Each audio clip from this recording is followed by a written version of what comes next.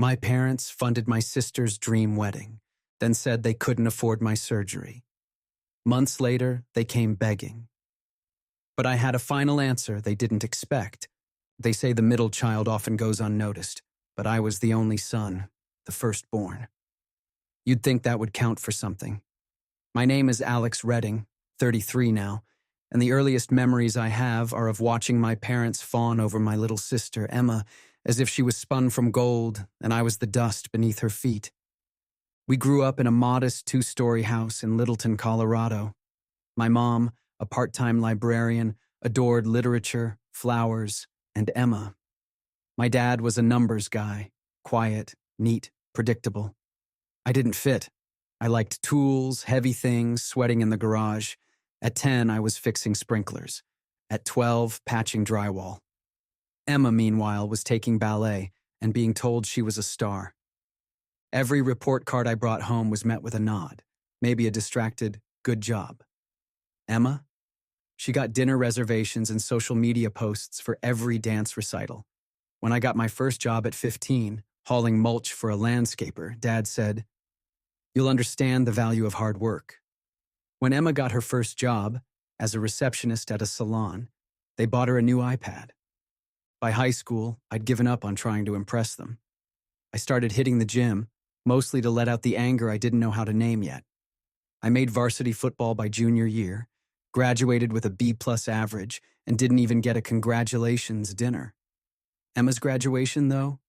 Custom cake, catered barbecue, rented hall. I moved out the next morning, took my duffel bag, my old truck, and $240 to my name and never looked back. For the next 10 years, I built myself from the ground up. Construction wasn't glamorous, but it was honest. I learned how to frame a house, pour concrete, read blueprints. Worked every day until my knuckles bled and my back screamed, but I rose. Site lead by 27, foreman by 29, crew respect, a truck I bought cash, my own place, peace. I barely talked to my family. Birthdays were a formality. Calls were rare. Emma and I were cordial, distant, like co-workers from different worlds, until the pain started. It wasn't much at first, a tightness in my chest, a pinch behind the sternum. I ignored it. I was used to pain, used to pushing through. But one morning I collapsed on the job, just dropped, hammer in hand. At the ER, they ran tests, blood work, imaging. Then came the doctor with that face, the kind people wear when they have to say something awful. "Alex, we found a mass. We need to act quickly." That's the moment I realized I had no backup. I didn't expect life after moving out to be easy, but I was too used to doing things on my own to be scared. I left home the morning after graduation with nothing but a duffel bag, a beat-up truck I'd rebuilt with my shop teacher, and a construction job that paid just enough to eat and crash in a shared studio with 3 other guys. It was brutal at first. Manual labor under Texas sun, 10-hour shifts, no AC in the apartment. But it was honest work, and every time I looked in the mirror and saw the calluses build and my frame change, I felt proud. Nobody handed me anything. Every dollar, every gain I earned. Within 6 years, I'd made foreman. My crew respected me, contractors requested me by name. I even saved up enough to rent a real place and pay cash for a used Harley. Meanwhile, Emma was flying around the country with bridesmaids, planning her dream wedding, while my parents paid for it all. Custom dress, vineyard venue, imported flowers. I didn't get a save-the-date card, just an Instagram story. Still, I was doing okay, until the chest pain started.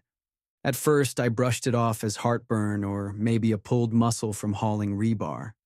But the pressure kept coming back, deep in the center of my chest like something was growing under my ribs, pushing out.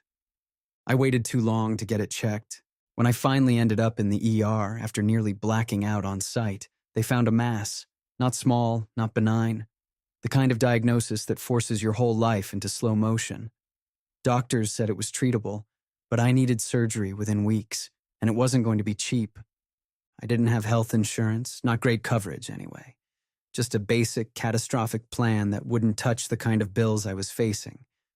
I tried everything: credit, emergency loans, Even begged my old boss for a payroll advance. Came up empty. A half hour with a finance coordinator at the hospital taught me one thing. In America, being poor and sick is a crime without a trial. That's when I did something I never thought I would. I drove back to the house I'd left at 18 to ask my parents for help. Not money, just a chance to live. The drive to my parents' house felt longer than it had any right to. I rehearsed what I'd say 100 times. Keep it simple, just facts. No emotion. When I got there, my mother opened the door like I was a stranger selling something. My dad was on the couch watching golf, didn't even mute it. I sat down and told them everything, the tumor, the timeline, the surgery, the cost. I remember the exact words my mother said when I finished. "Oh, honey, that's a lot." My father asked how much, and I told him. Silence. Then he said, "That's more than what we spent on Emma's wedding." I stared at him. "What?" "We paid for everything, Mark," my mom added.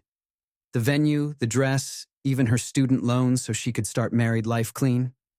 I couldn't breathe. I thought it was the tumor, but it was just heartbreak. My mom looked down at her lap. "You've always been strong. I just assumed you'd figure it out." That was it. No apology, no offer. I stood up without saying goodbye, and that was the last time I ever stepped foot in their house. I didn't sleep that night. My body was too tired and my mind was too loud. But something shifted in me, like a fuse blew, and suddenly, I wasn't going to wait around to be saved. The next morning, I told my foreman everything. I expected a handshake, maybe a nod, but he didn't say a word, just walked away. An hour later, the entire crew knew. By lunch, they had passed a hard hat around, collecting cash. Some gave $20, others gave hundreds. These were guys who lived paycheck to paycheck with bad backs and unpaid child support. But they gave. One guy even said, "You're one of us, man, and we take care of our own." I started selling everything I didn't need. My car, old gym equipment, even a signed jersey I swore I'd die with. The house went next. I found a tiny rental near the site and poured everything into the fund. Still, it wasn't enough. I was short by thousands. That's when one of the younger guys, Miguel, said he had a cousin who worked at a media company. "Let's tell your story," he said. "Let the world see who your real family is." I didn't want pity, but I did want to live. We made a video, raw, honest, shaky footage from the job site, spliced with clips of me talking about growing up invisible. We uploaded it to GoFundMe. The next day, it exploded. Comments poured in, donations hit 5 figures. One of the top comments read, "Your parents don't deserve you, but the world's watching now. Fight like hell." Then I got an email from someone named Natalie. She was an executive at a construction firm in Chicago. Her company had lost a foreman to cancer the year before. She saw my video. She wanted to help. By the end of the week, she wired the rest of the funds. She even offered to fly out for my surgery and bring someone from her team to be there. I scheduled it that night. The hospital was cold, sterile, indifferent. But when I opened my eyes post-surgery, the first thing I saw wasn't the ceiling. It was Miguel, asleep in a chair next to my bed, arms crossed over his chest, still in his work boots. He had driven 5 hours just to be there. Natalie sent flowers and called every day to check on my progress. My old crew sent photos from the site, signs they'd hung that said, "Build like Ben." That's what they'd started calling me. Like I was still part of the team, even laid up in recovery. The pain was rough, but it wasn't the worst part. The worst part was learning how to be still. I had spent years building walls, around homes, around my heart, and now I had to sit in the quiet and figure out what came next.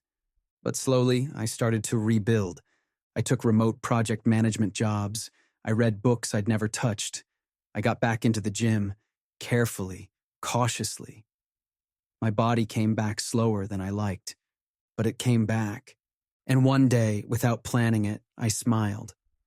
I didn't feel like a ghost anymore. It started with a voicemail I almost didn't check. "Ben, it's Dad. Call us back, please." I stared at the phone for a full minute before pressing play again. His voice, smaller than I'd ever heard it, cracked on the last word. Turns out their world had collapsed. Some bad real estate investments, a market crash. Then Emma, their golden child, cut them off after they tried to pressure her new husband into helping. She finally saw through them. Or maybe she'd just had enough. They'd lost the house, the retirement fund, friends. They had nowhere left to go. So they came crawling to me. The irony was rich. The same people who once told me they couldn't sacrifice Emma's special day for my tumor were now begging for my help just to keep the lights on. For a moment, I felt a flicker of old habit. The son who wanted to say yes, to be needed, to prove he was better than how they'd treated him.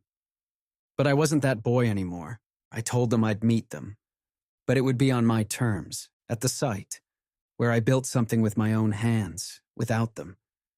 They showed up right at lunch hour, stepping out of a borrowed sedan that had seen better days. My crew paused, curious.